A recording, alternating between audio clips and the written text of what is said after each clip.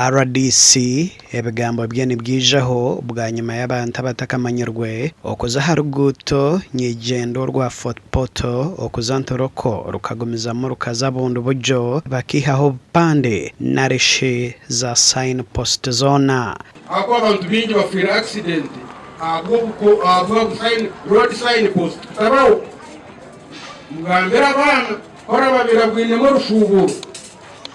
arere bamukota na terrorism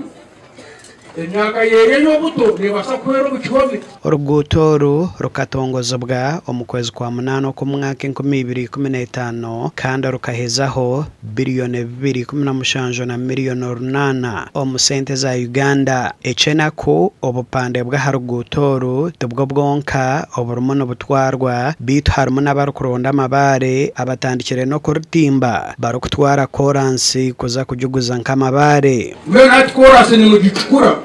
buri mwe n'amabare mutonda amabare ateko ruguru cyakwije sindame ushaka mutwa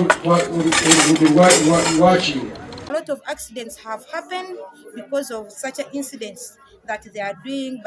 by stealing road signs. Bo bamwe aha barukoresa rugutoro kandi abutugambireho nabo nabagera ngo bwahati cihindukira mino ga ruguru okoresa orugutoro ahabwo kubura bupande kandi abande nebetombwitera government ahabwo butakora cyango okwemereza ekikorwa eki ati upande wabatamanyeno kona sima speed meka